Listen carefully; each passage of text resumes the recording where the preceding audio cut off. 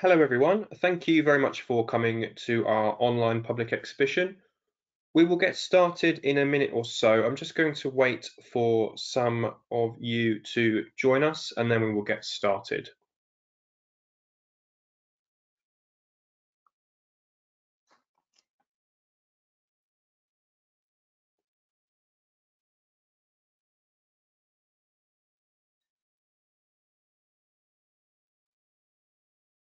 So for those of you just joining us, I'm going to be waiting just for another 30 seconds, just for more of you to join us, and then I will get started.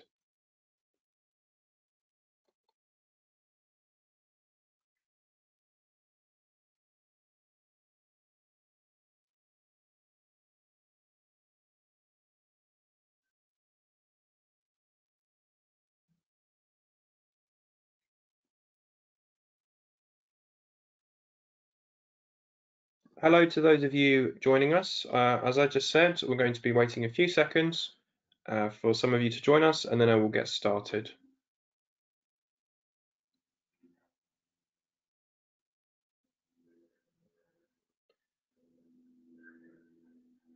Okay, I'm going to make a start now. Thanks very much for coming to our online public exhibition. My name is Joseph Baum, and some of you will have already met me or spoken to me over the last few weeks. Just before we get into the detail of the proposals, I'm conscious that some of you might not be used to an online exhibition, so I thought it would be helpful just to explain a bit more about the software. Firstly, on your right, you will see a small icon. If you click on that, you will be able to go into full screen mode. This will help you to maximize the amount of space and allow you to see the proposals. Once you have done that, the second thing to say, of course, is that we want to receive as many questions and comments as possible this afternoon. With the software that we are using, questions can be submitted using the question mark icon on the right-hand side. Please send through as many questions as you would like. It's a bit like BBC Question Time. We will be going through these questions this afternoon and trying to answer as many as possible in our live Q&A with the team later on. And thirdly, if you're not able to make the entire session this afternoon, you can download the key information using the download icon at the bottom right of the screen. Here you can find copies of the information that was on display this evening, as well as the community newsletter that was distributed to local residents. We are here to fully set out the emerging proposals for the site this afternoon, and I do thank you in advance for your time and for giving us the opportunity to present to you. All immediately neighbouring residents have been informed about the exhibition and encouraged to attend, and a number of meetings have been held with your elected representatives, community groups, and residents' associations. For those who are not able to attend, we have offered to circulate a recording of the exhibition or a hard copy in the post for those who do not have access to the internet. So that's enough from me. I'm going to hand over to my colleague David, who will introduce the team who will be presenting this afternoon. So over to you, David. Thank you, Joseph. As Joe has said, we want as many questions coming through, so please send them through during the presentation, and we will be doing a question and answer session at the end of the event, but also we will be responding to detailed questions after the session. I'm David Shetcliffe from Curtin & Co, so I am working with Joseph. We have undertaken a number of meetings already with stakeholders, and we will continue to do so, and obviously we want to talk to as many residents and politicians as possible. I'm going to introduce you to Mark Kelly from CEMEX. Thank you, David. Yes, good afternoon. And Helen Hudson, also from CEMEX.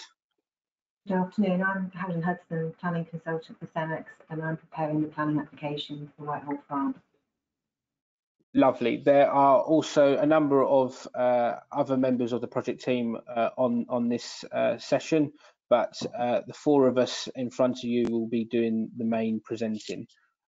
So I'll hand you over to Mark to explain more about CEMEX and more about the proposals. but please remember to keep sending those questions through, and we'll answer them at the end. So over to you, Mark. Thank you, David. Yes, my name is Mark Kelly. I'm the planning manager for CEMEX in the UK. I run a team of dedicated professionals who specialise in minerals planning, landscape and restoration techniques with a biodiversity focus. Now, CEMEX is a major buildings material supplier with over 20 quarries, 100 concrete plants, wharfs, depots, and a large cement works in the UK, with an employee base of nearly 2,000 people. Essentially, we supply raw materials that help to fuel the UK economy. We recently also secured planning permission for another site in northwest Surrey, at a place called Whitehall Farm. And we have two other large operations close by in the boroughs of Slough and Windsor and Maidenhead. Why do we need raw materials, you may ask? Why here? Why at all? Well, firstly, minerals can only be worked where they are found. Sand and gravel are the main ingredients for the ready-mixed concrete, and suitable deposits are normally found in river valleys or glacial deposits left behind by retreating ice sheets that are used across Britain. And the supply of ready-mixed concrete is essential to facilitate the government's agenda of delivering housing, commercial development and infrastructure to boost the economy. In the period to 2030 alone, the Mineral Products Association estimate that between 3.2 and 3.8 billion tonnes of construction aggregates are required to fuel the economy. And this takes into account volumes also from recycling and dredged materials from the sea. Now, the development of new housing in the UK represents around 25% of construction demands for aggregates, with the remaining balance supporting infrastructure such as roads, schools, hospitals, commercial and industrial development, and crucially not forgetting the repair and maintenance of our own existing homes. In essence, we all consume aggregates, either directly or indirectly, and we're all beneficiaries. Now, what does this mean for Surrey? Well, the UK government recommend that all local authorities maintain a minimum of 7 years in their mineral land banks, and the land bank is a accumulation of all the plan permissions for mineral work in a given area. And officers at Surrey County Council have previously expressed the view that there is an urgent and pressing need for additional reserves of concrete and aggregate in Surrey. The consequences of a low land bank means that an area can become a net importer of construction materials, resulting in increased HGV mineral miles, heavy goods vehicle mineral miles, and a transfer of the community's environmental footprint onto other communities, which is unsustainable.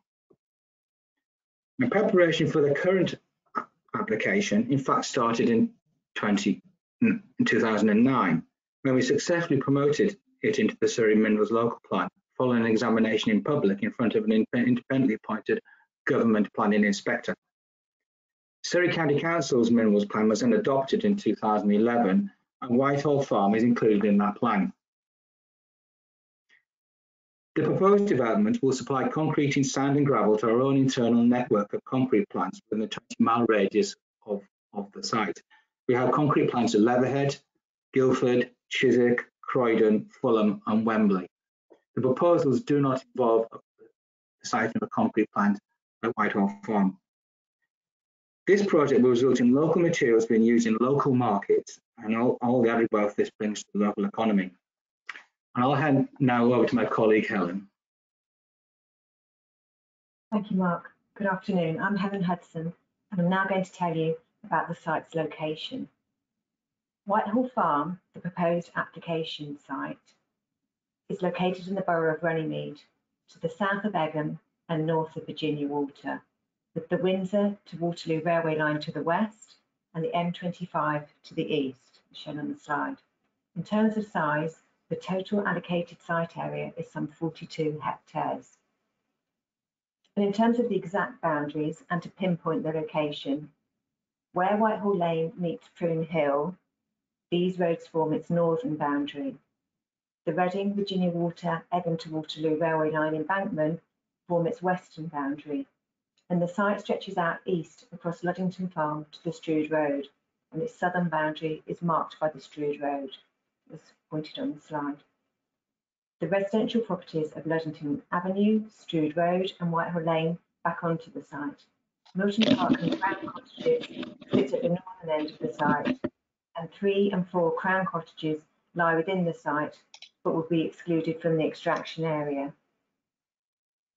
Great Foster's Hotel and Gardens lie to the northeast of the site and are on the other side of Strood Road. Ludington House and Walled Garden, which has recently been redeveloped, and the residential property Cherry Oak at Ludington Farm join the site to the south. The site, Whitehall Farm, has been allocated in the Surrey Minerals Plan since 2011 for mineral extraction. And so you may be wondering, why has it taken so long for the site to come forward? And why is a planning application being prepared now? Firstly, this is not the only local allocated sand and gravel mineral site in Egham. Milton Park Farm is preferred Area D in the Surrey Minerals Plan, and that's shown by the green area on the slide in front of you, with Whitehall Farm shaded red. And this lies immediately to the north of Whitehall Farm. The Surrey Minerals Plan did not want Area D and Area E worked at the same time because of cumulative impacts in the area. In 2009, over 10 years ago, a planning application was submitted to work Milton Park Farm, but by a different company, Hanson, for sand and gravel extraction. So CEMEX has waited for this scheme to be permitted and worked.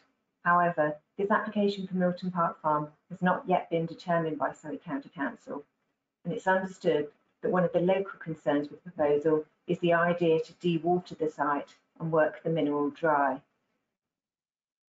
So CEMEX considers that it's waited long enough for Milton Park Farm to be determined and developed. They believe they can work Whitehall Farm as a standalone site now with an access onto Strood Road. In addition, they've developed a proposal which means they will not dewater the site and will work the site wet without lowering the water table. Over the last 2 years, CEMEX has been working on preparing a restoration-led planning application for Whitehall Farm that allows for the vital extraction of the sand and gravel to take place, but that is also sensitive to the concerns of the local community and environment.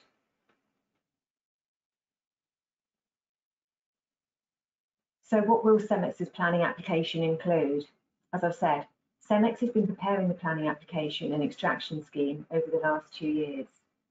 In order to ensure they fully understand the impacts of the proposal on the local community and the environment, they've undertaken a series of assessments, getting baseline information on the environment and the local area as it is now, and then assessing what impacts the mineral development will have on the existing setting and community. Any planning application submitted will be supported by these assessments, and they will form part of the environmental impact assessment. Separate assessments have been undertaken, and as are listed on the slide in front of you, on highway safety and traffic, landscape character and visual impacts, archaeological and cultural heritage, hydrogeological effects and flood risk, air quality, including dust, noise, ecological impacts, agricultural land quality in soils, geological assessment, tree and hedgerow assessment, and a number of other assessments are taking place as well, looking at, for example, lighting, airport safeguarding or bird strike, impacts on humans, climate change, and cumulative impacts. The assessments record the existing baseline. They then look at the impact of the mineral extraction and restoration operations on this baseline to see what changes there will be for the local community and environment. And we are working on finalising these assessments now. These assessments inform CEMEX as to what mitigation measures and operational changes need to be built into the proposal to ensure that any adverse impacts are within acceptable levels and limits for the community and environment. So what is the development proposed? Well, rather than extracting all the 1.4 million tonnes that is identified in the Surrey Minerals Plan, the proposal is to extract up to 1 million tonnes of sand and gravel from Whitehall Farm. A new access will be created off Strood Road, more about that later, and a haul road will lead from the access west across the site to an area where the processing plant will be erected. The site will be worked in phases, 6 phases in total, and as it is worked, the site will be restored using inert fill material. And as I've already mentioned, before any works can start, a new access and haul road will be constructed onto Strood Road. And the yellow arrow is pointing to the area where the new access will be created between the existing farm access gates into Luddington Farm and just to the south of the existing footpath. A new access at this point will have good visibility displays and will also be designed to facilitate HGV movements to and from the north along Strood Road towards Egham. Once this access is created, works will start on the processing plant site. The plant site in the lagoon area will be created in phase 6 of the site to the east of the railway and west of Whitehall Lane, and is shown by the grey rectangle on the slide. The haul road will run from Strood Road into the plant site, and a safe crossing point will be created across Whitehall Lane footpath. To create the plant site, soils will be stripped and stored around the site to create noise and visual buffers. The plant site will be erected and surcharged using mineral from the freshwater and silt lagoons, and their position is indicated by the dark blue rectangle on the slide. As I've said, the site will be worked in 6 extraction phases, and the extraction phases are different coloured areas on the slide in front of you. Extraction will start in year 2 and take some 5 years. As an overview, working the site in phases enables extraction and restoration to move progressively around the site and means that the whole site is not open and extracted at the same time. Extraction of the mineral from each phase will be undertaken wet, and this means there will be no dewatering and no pumping of groundwater or lowering of the water table.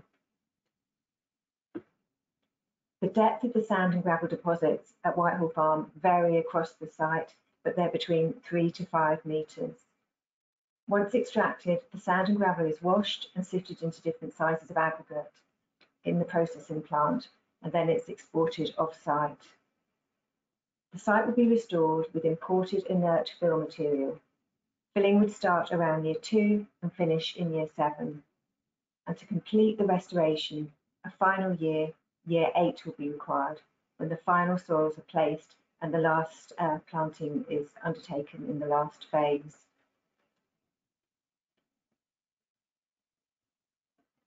Whitehall Farm is identified in the Surrey Minerals Plan as containing some 1.4 million tonnes of sand and gravel. But at CEMEX, we want to ensure that the design of the extraction operations are restoration-led and that the scheme is sensitive to the environment and local community. Many important trees and hedgerows on site are to be retained, and there will be buffers and standoffs from the residential properties within and adjoining the site. This means that the proposal will be to work up to 1 million tonnes of sand and gravel, some 400,000 tonnes less than that which is available on the site. And as mentioned earlier, we believe that this approach allows for vital extraction of the sand and gravel to take place, but that the operations are sensitive to the concerns of the local community and environment. And once up and running, the site will operate on the following hours. It will run from Monday to Friday, 7 AM to 6 PM, Saturdays, 7 AM to 1 PM.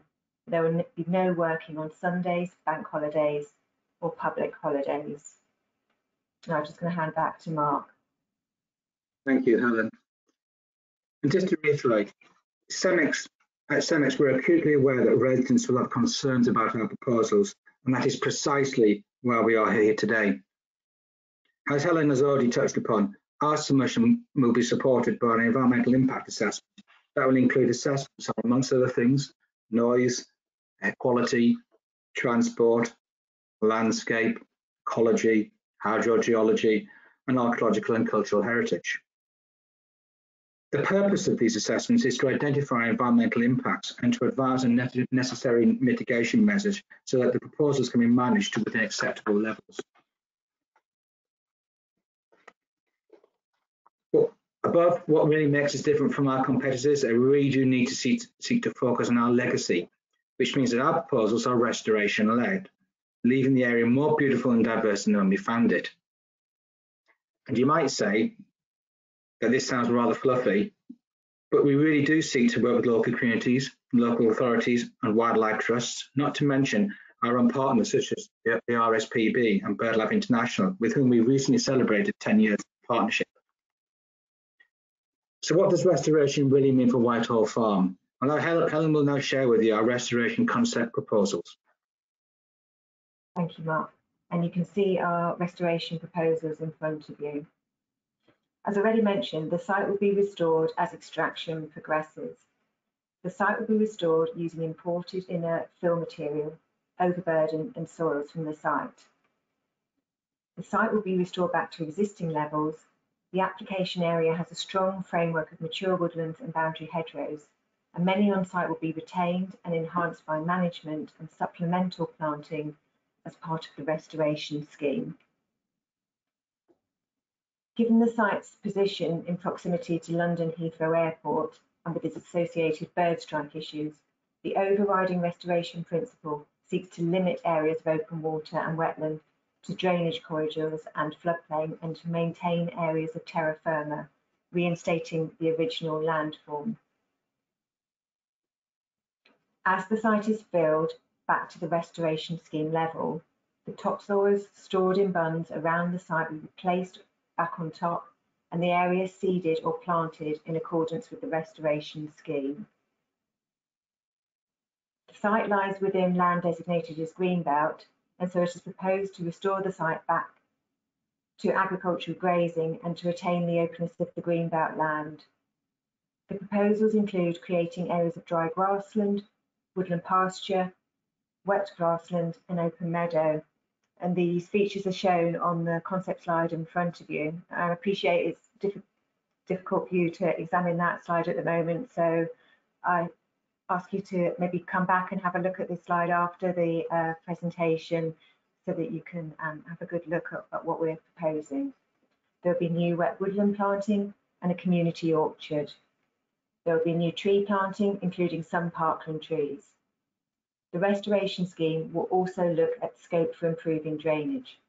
The site has a series of footpaths, but they're often impassable in the winter.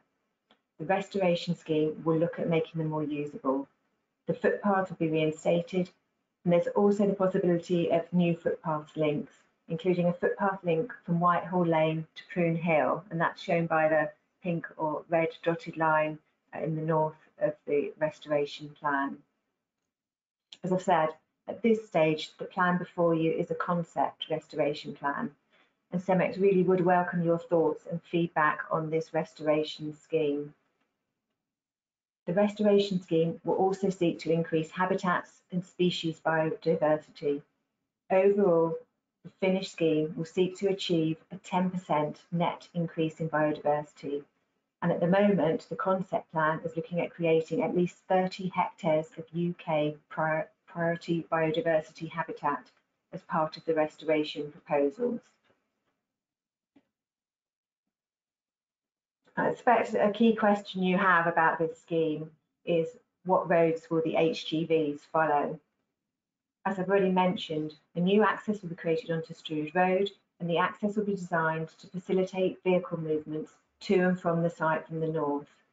From here, traffic will travel to New Wickham Lane, and then will either go north on the A388 through Egham along Vicarage Road and the Avenue, or south on the A388 Thorpe Bypass towards Chertsey. This routing could be secured by a routing agreement to ensure HGVs do not go on local roads. Similar routing agreements have been used by CEMEX in the southeast. The drivers are informed of the route, and if there are repeated misuse of the route, the drivers are let go. In terms of HGV lorry movements, a highway safety and transport impact assessment will be undertaken, looking at the new access and the safety and suitability of the proposed routes to accommodate additional traffic flows. The proposal will see some 78 HGVs per day along these routes. And finally, So I expect you want to know, so what are the benefits of the proposal to you and the local community? Firstly, as Mark explained, the proposal provides minerals that are needed for local infrastructure and construction projects in the region. Secondly, the proposal has been fully assessed and carefully designed to ensure that extraction and restoration operations are to acceptable levels. The operations have been designed with mitigation measures and management in place to ensure that the impacts are to acceptable levels. Thirdly, the community will be kept informed and involved in the proposals. If permitted, a local liaison group will be set up with representatives from the community to keep up to date on the progress and inform CEMEX of any issues or concerns, and meetings can occur as often as required. CEMEX may also hold open days or pre-arranged visits for local history groups, such as the Egham Museum Trust, or residents to hear about how archaeological works are progressing on site. The scheme is restoration-led and has been designed to retain existing important trees and hedgerows and to manage and enhance them. In addition, there will be an increase on the site in terms of biodiversity and UK biodiversity habitats. Once the site is restored, it will still be greenbelt land with agricultural grazing and biodiversity enhancement, and if possible, access and drainage improvements. The quarry in producing aggregates does also support the construction industry to supply jobs in northwest Surrey and the West London area. Also, jobs were created on site and the quarry will require drivers. Where possible, these jobs will seek local people. Finally, the site will pay rates to the council. For example, last year our site in Datchet generated some £250,000 in local rates for Windsor and Maidenhead Council. Thank you for listening to me today. I'll now hand back. Thank you, Helen, and thank you, Mark. That's been very helpful. And thank you to all the residents that have sent through a lot of questions already. I'm going to try and collate them and answer a lot of them. Don't worry if your detailed questions haven't been answered, but we will give you a response afterwards as well. So the first big question, I suppose, is just to confirm the access. So Helen, do you mind just to talk about the access, exactly where it is? Joseph, can you go back to that slide? Sure. So we've got the slide up. Yes, so the new access will be created. There's two existing farm gate accesses off Strood Road into Luddington Farm, and the new access will be created between those farm gates at a point where visibility will be good. And then from there, a haul road will be constructed across Luddington Farm through to the plant site close to the railway. And the access will be designed to facilitate traffic movements to and from the site from the north. Thanks, Helen. And that's another big question is about obviously the HGV movements and how can you ensure that this is controlled? So there's a number of questions about are we not proposing any HGVs going south? So again, can you just clarify exactly the routing that we're proposing? Thank you. Yeah, we're undertaking a highways safety and traffic assessment of all the different route options and access points from the site. And the assessment is indicating that the the B388, so I should say, is the best route for our HGVs to access the main highways network. So either going north along Strood Road, along the New Wickham Lane, and then south along the B388 towards Chertsey, alternatively going north along the Strood Road up to New Wickham Lane, and then going on the B388 north along Vicarage Road and the Avenue out onto the roundabout, which meets the Egham bypass and the road leading into Staines and up to Windsor and up to the M25. And in terms of vehicle numbers, we're looking at 70 HGVs per day.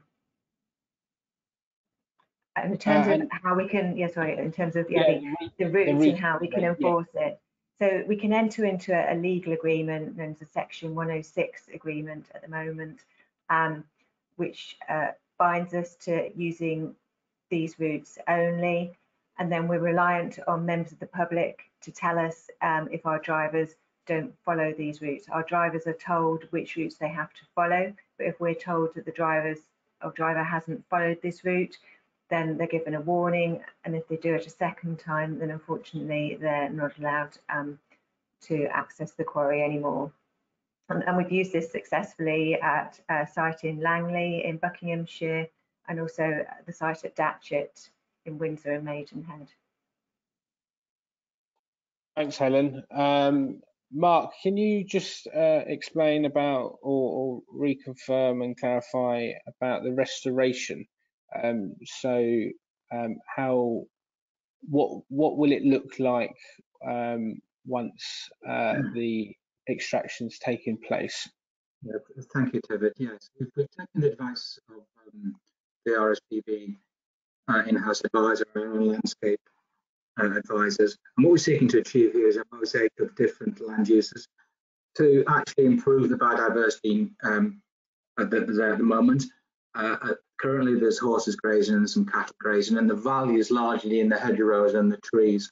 Well, most of those will be retained and linked together with the new restoration in the fields, which is, as I say, is going to be a net biodiversity gain for the locality.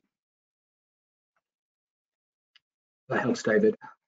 Thanks, Mark. Another lots of people have asked on questions about the minerals plan, so the Surrey's mineral plan. So and the relationship between our site and Milton Park. So Helen, do you want to just clarify that? Yes. So Whitehall Farm and Milton Park Farm have both been selected as preferred sites for sand and gravel extraction in the Surrey Minerals Plan.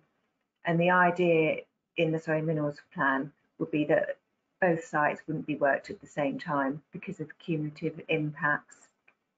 The idea was that Milton Park Farm would be worked first and that Whitehall Farm would be worked second, using the processing plant from Milton Park Farm. But as I've explained, the Milton Park Farm proposal, a planning application, has been submitted to Surrey County Council, but the application hasn't yet been determined. And in the last couple of years, CEMEX has obtained land at Luddington Farm, which we believe enables us to create our own access onto the Strood Road. And we believe we've got room to have a processing plant on site with a haul road connecting the access and the processing plant. So we believe that we can bring forward a planning application now to work Whitehall Farm. And also, I think one of the problems with Milton Park Farm is that the Hanson proposal is to work the site dry and to dewater the site, whereas we've looked at developing a scheme which means that we can work the mineral wet with no dewatering and no lowering of the water table. Yeah, that's a few questions that have come up. So, Mark, perhaps this is one for you. What's the real difference between wet and dry and the benefits? A lot of residents have asked, why is wet, in our opinion, better? Okay, thank you, David. Essentially, to work a site dry, you need to put pumps in, and you, by doing that, draw down the water and create a current of depression in the vicinity. Now, that current of depression just isn't in the vicinity, obviously, where you actually seek to excavate. It goes beyond that, and it can have implications in terms of soil structure, potentially subsidence, but also it can affect people's local ponds if there's connectivity between that water and the water in the ground at the particular site. So what we're seeking to achieve here is to not put pumps in, because the gravel seems relatively thin. I think Helen mentioned between 3 and 5 meters. Effectively, we would have an excavator sitting on a bench above the excavation area with a long arm with a bucket on it, and it literally will pick up the gravel from the water area and put it over its shoulder. We'll let it slightly dry out, and we'll take it over to the processing plant.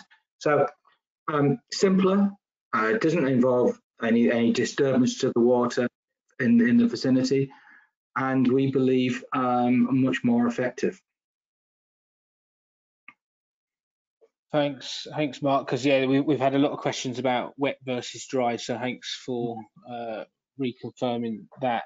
A number of questions, and I'm trying to collate the questions. There's obviously a number of questions relating to the actual extraction area, Helen, with the different coloured map.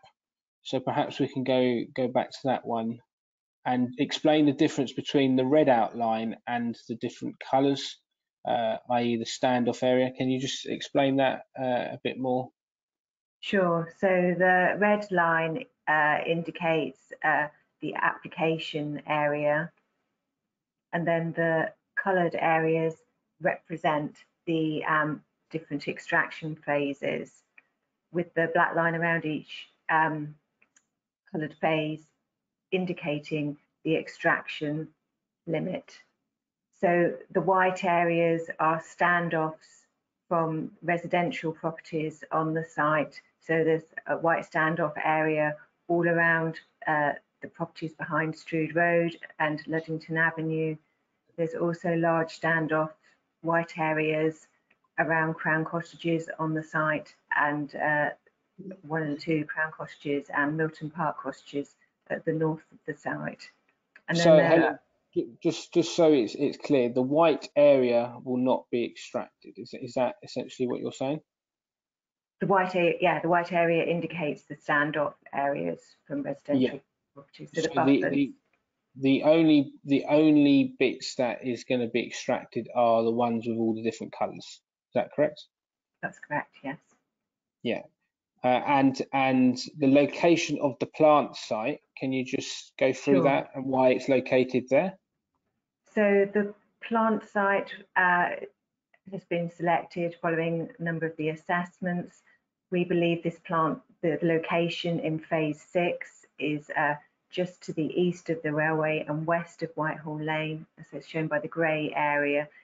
This area is away from the residential properties, and we believe at this position there won't be any noise effects from the plant site on residential properties. Also, this area is a slightly higher ground.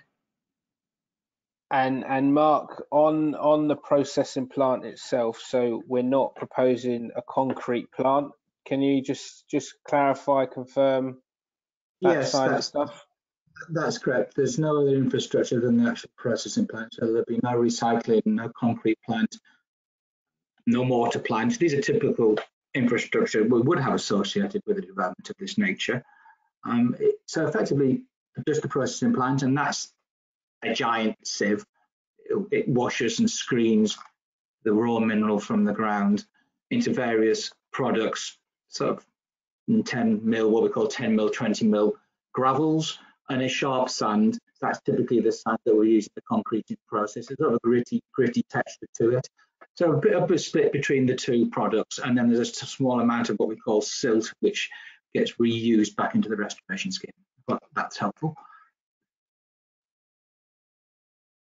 Yeah, thanks very much. I'm just going down the questions. Again, thanks very much for sending them through. Keep them coming, and we'll hopefully we've answered a number of them as we've done the presentation, but we will respond to you directly. If you have any other questions, again, keep them coming through. A number of people have asked about timeframes. So what's the time frames in terms of when we're looking to submit an application? When would this actually take place if planning consent has been granted? So could you just tell us a bit more about timeframes? Shall I take that question, David? Yes, please. Well, yes, okay. Well, we would hope to get a planning application towards the end of the year. We then go through a process of validation with the county council, and they would then register the application and put it out on consultation and neighbour notification. And then it's out of our hands, honestly. We would hope we would get a decision next year, but it really depends on the consultation responses that come forward. If we are successful, we then have to go through a period of discharging planning conditions, and there'll be legal commitments from a Section 106 agreement. And then we would then seek to secure the what we call the finance, the capex for the site, and build the site. So there's another year beyond getting plan permission, at least discharging our responsibilities and actually building, financing and building the infrastructure. So we would hope within 2 or 3 years, but it really depends on the consultation process for the county council, and of course if we are successful. Thanks, Mark. And just on that, people are asking about the consultation. This is obviously a big information exercise for both you but also for us. So thanks very much for your feedback so far. Obviously, this is the start of the process rather than the end of the process. So as Mark and Helen have said, we hopefully will be on the site for a number of years. We want to be good neighbours. So this consultation does not end here. In fact, it's just actually beginning. So just to let everyone know, we've already met with obviously a number of the councillors. We've met with a number of different groups. We've sent out obviously the newsletter. We're holding this event today. We will be providing feedback from your questions, but we will continue this community engagement. So don't be concerned that is this the only thing. It is far from it. Joseph, do you want to talk about sort of next steps? Yeah, thanks, David, and thanks, Mark and Helen, and also thanks to everyone in Egham, Virginia Water, Thorpe, and beyond for joining us this afternoon. First of all, we do appreciate that not everyone will be in favour of what we are proposing, far from it, but we hope that you have found it useful for us to present to you what we believe is something that is as sensitive as possible, whilst ensuring that we continue to extract the raw materials that Mark and Helen mentioned that are badly needed and which Surrey County Council have identified. Thanks also for sending your questions through. As David said, we will be responding to those in due course.